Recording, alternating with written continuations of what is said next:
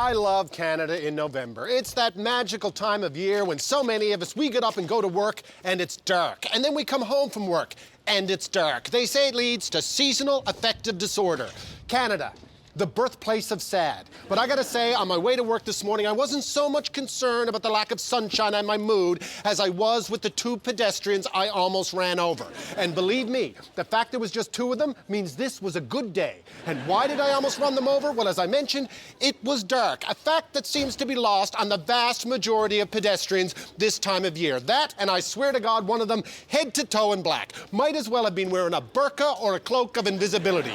If it wasn't for the little tiny light coming from the cell phone that he was texting on in the middle of the street, I would have hit him at 40 kilometers an hour. And is it just me, or do pedestrians in this country actually slow down when they have to cross the street?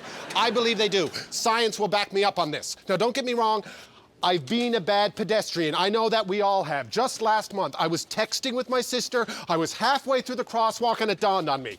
I'm in the middle of a busy street, my head is down, and I'm texting.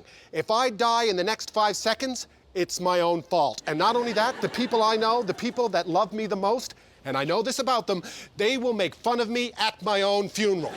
Probably by a text. Now, I don't know what the solution is here. I'm not a nanny state guy. I'm not saying everyone's got to slap on a safety vest when they go to work in the morning, but for God's sakes, the average person weighs 150 pounds. A Prius weighs 3,000 pounds, and it's dark out. Do the math. So heads up, Canada. Let's get through this winter together.